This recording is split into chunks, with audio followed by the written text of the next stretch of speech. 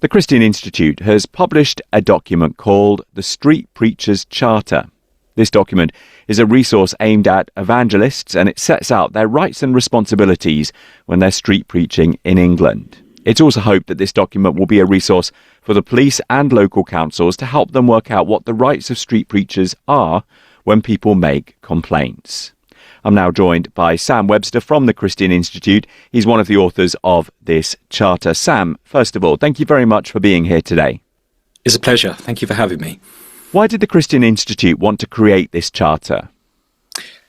Well, the reason for the charter came out of a case that we completed back in January last year. It was the case of Angus Cameron, a street preacher up in Scotland, who had been wrongfully arrested after a police officer had arrested him simply because she had thought the fact a member of the public claimed to be offended by something he said was sufficient for her to exercise her powers of arrest. We settled that claim with a big payout to Angus and a deletion of the police records against him. But we felt in the light of that case more needed to be done to educate police officers and street preachers alike about the rights and responsibilities that street preachers have, their historic freedoms, and to remind police officers particularly that these long-standing rights have existed for hundreds of years. But we also acknowledge and appreciate the very difficult role that police officers have in maintaining order on our streets. So that was really the spark, and from that we developed something which we believe is very useful to street preachers and public authorities alike. Okay, so let's talk about this in a bit more detail then, because as you mentioned there, the Charter looks at both the responsibilities of street preachers, but it also gives advice to authorities like the police and local councils. Can we start by talking about street preachers here? How would you advise them to speak responsibly about their faith in a public place? Well, obviously, first of all, to do their homework ahead of time, to know where's best to stand, where's going to be less obstructive, where they can be actually most winsome as well, because ultimately we want them to promote the gospel. We want them to preach the gospel in a way that will actually cause people to stop and listen. And part of that homework is knowing their duties, their responsibilities to the wider community, so they can actually carry out their role unrestricted on the day and unopposed, but also when they come to do it, just to act in a very reasonable way to get the volume level correctly. There are some street preachers who perhaps are less aware that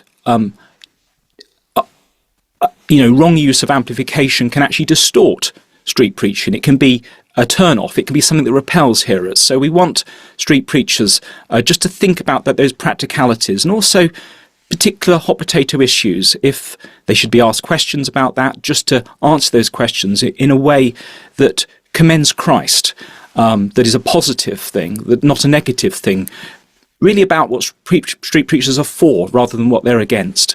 So we just want them to do their work in a way that commends Christ, and that ultimately is our mission too.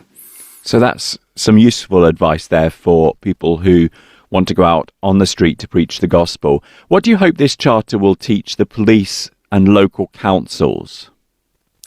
Well, as I think I alluded to earlier, in relation to the Angus Cameron case, there is a misconception amongst some police officers that the mere fact someone claims to be offended is sufficient to, for police officers to intervene. So we want to remind police forces that there is no right in this country merely not to be offended. Also with local councils, they have police forces, there's a duty they have really to uphold the freedoms of street preachers as well. There is no heckler's veto in this country.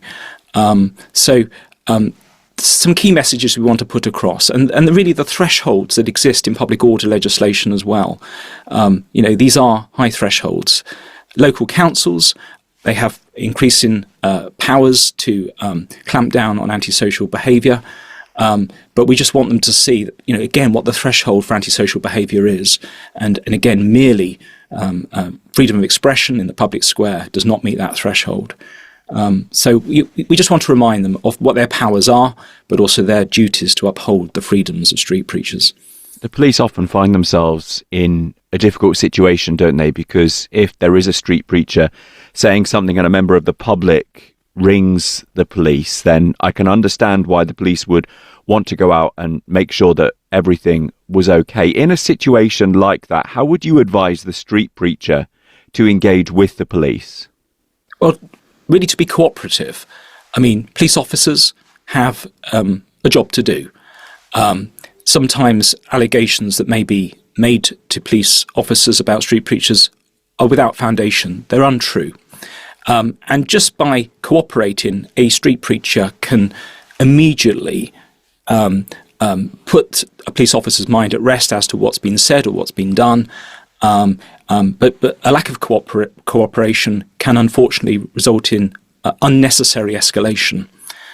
So be winsome. I think something we often say to street preachers is deal with public authorities and the police with good humour, acknowledging that both street preachers and public officials have an important job to do. And by working together, we can ensure that the gospel is preached, and that there's no place in our land which is out of bounds for that. I don't know if you agree with me here, Sam, but I think over the past few years, I've noticed less and less street preachers out and about. It felt like I used to see them whenever I went on to a high street. It's now becoming rarer for me to come across them. Do you think that's because of recent examples, such as the case with Angus that you mentioned at the start of this interview? Do you think some Christians are put off out of a fear that they might be arrested? Yes, I don't know about that. I appreciate street preaching is not everyone's cup of tea, and that's fine. But I think it's also true to say that street preaching and the freedoms they have and what happens to street preachers is a good barometer of where free speech is more widely in the nation. Because what is lawful to say on a street corner, clearly it's lawful to say in the pulpit of a church or at any Christian meeting or convention. Obviously, the age of the internet, many people perhaps more engaged online, and if they want to perhaps seeking, they might look at Christian websites, download Christian sermons and materials there. But I think there's still ultimately a place for street preaching, and there's some great organisations out there that's what they specialise in. For example, Open Air Mission, Open Air Campaigners, both of whom endorsed the Street Preachers Charter. So I think street preaching is still alive and well, but we just want to help it be done that little bit better than perhaps it is sometimes the case. I was reading the Charter this morning. I think it's probably fair to say that you could easily get through it in about half an hour. So if there's anybody listening to this programme now that would like to take a look at it before they go out to share the gospel on a local high street, where do they need to go? Yes. Well, if they just want to look at it online, certainly there's more material about the Street Preachers Charter on our website, www.christian.org.uk.